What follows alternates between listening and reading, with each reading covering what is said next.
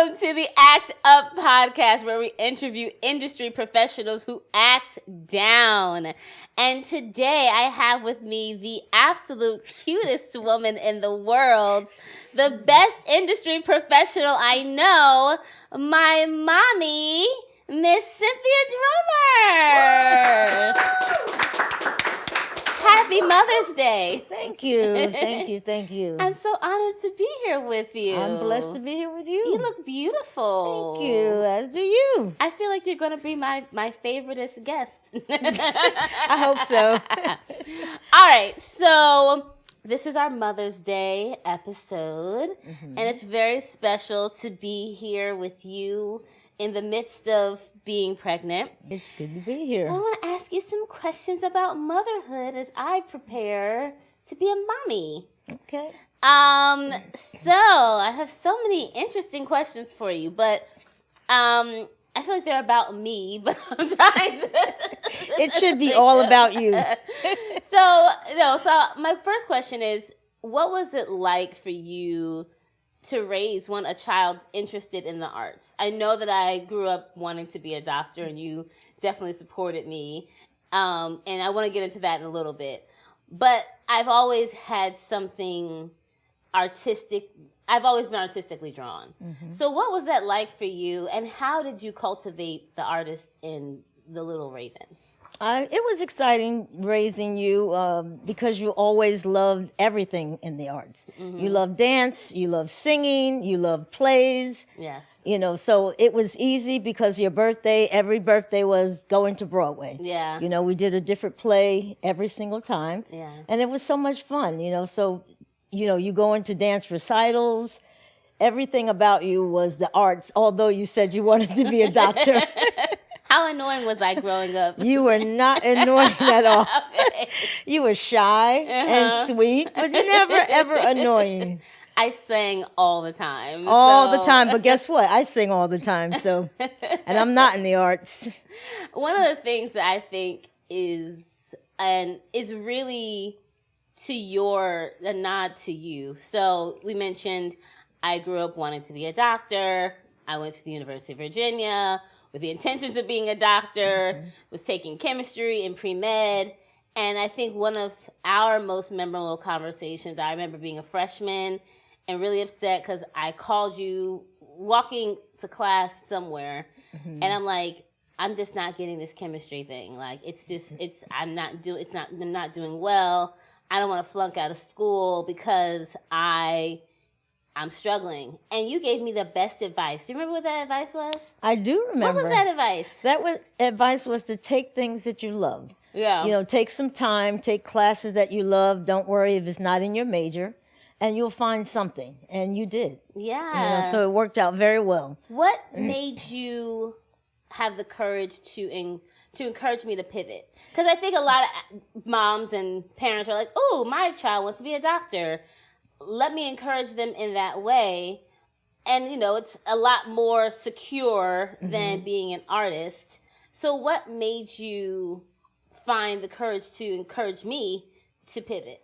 You know what? I just felt like you would eventually find it. We had gone to so many, doctor things, You shadowed doctors. Yeah. We paid thousands of dollars to go into different programs. We did. But at the same time, you always had acting, you always had singing and everything else. So I just always felt that you were going to find your thing. Yeah. So I said, you know what? Take the classes that you love, relax. Because you were very upset about it, Yeah. I said, take things that you love and you'll find your way. And you did. Did you ever have any interest in the arts yourself?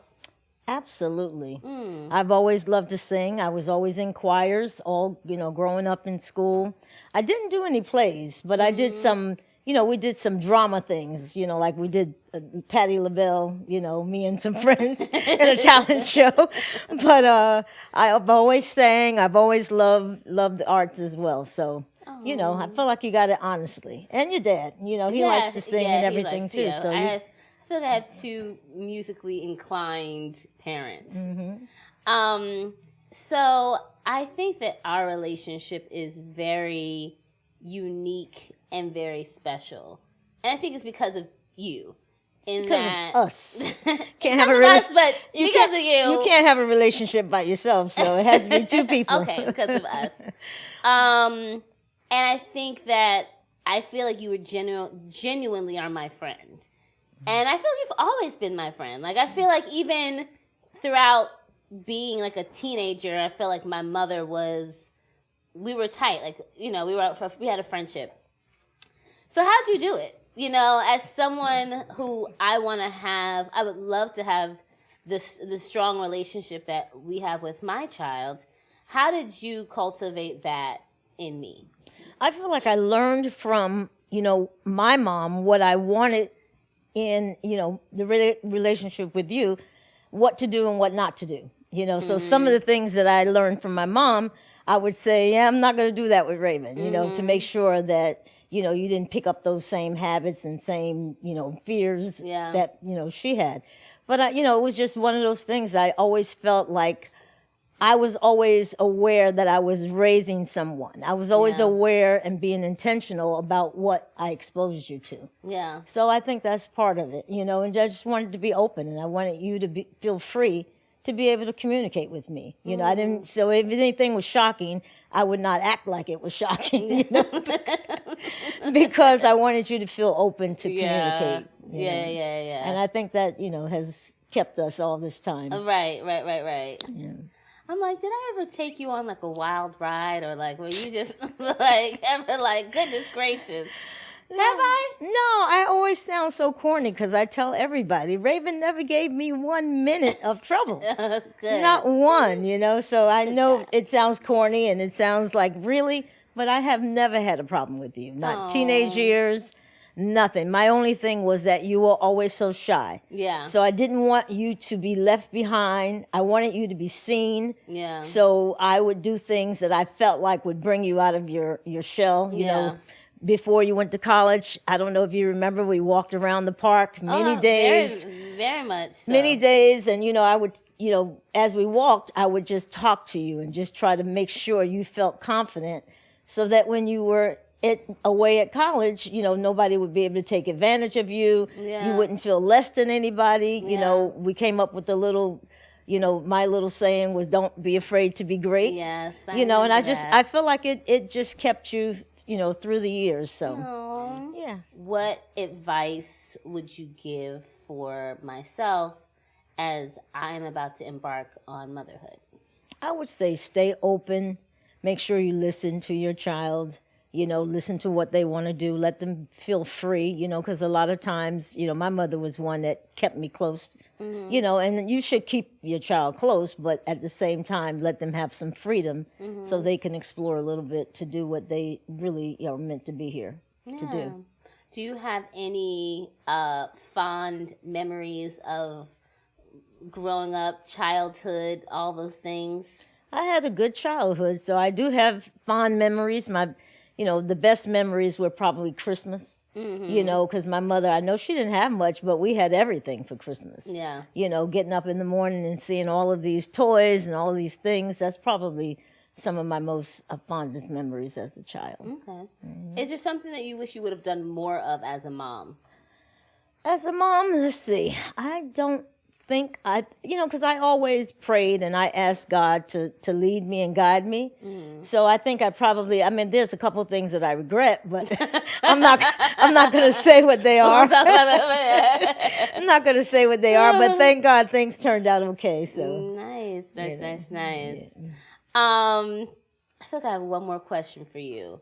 What's something so you always say that, like, I went to college at 17 and I never came back. You did. You did. What is something that you hold very dear? And I will say, like, well, let me take this back a little bit.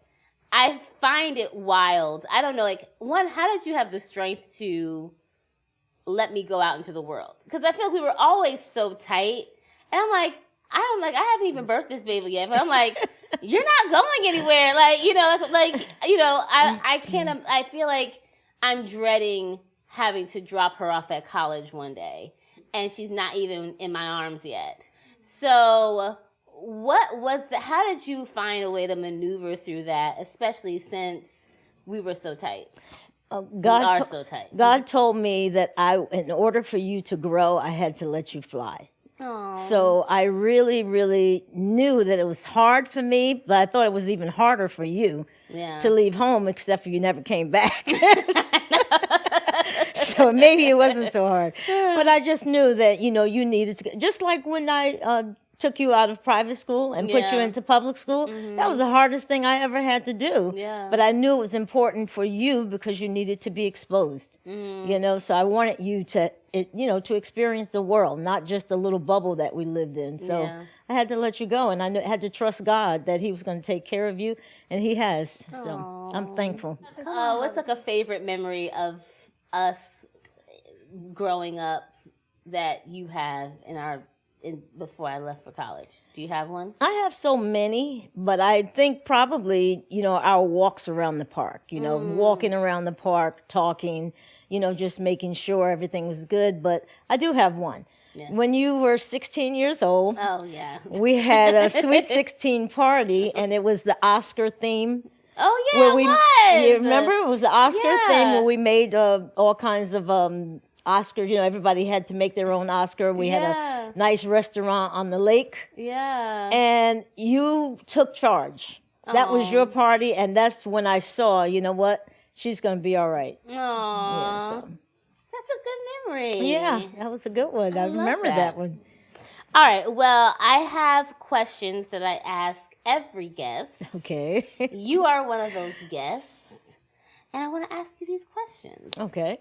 Oh, you know what? Actually, Teddy, you had a question that I want to ask before I forget. What is your theme song for me?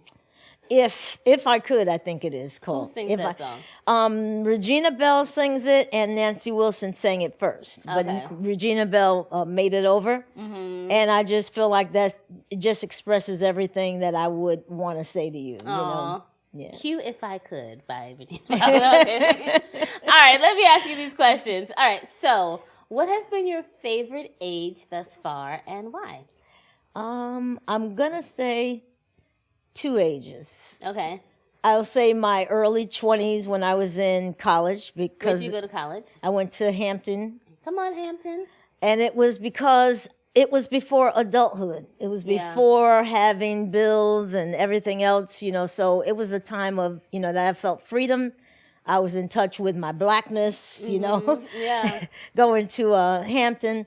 And then I think the other time I would say when I turned 65 last year. Oh. And that's because I felt like, you know what, I'm a senior citizen, and I did all right, and I'm going to be all right. Come on. Senior where?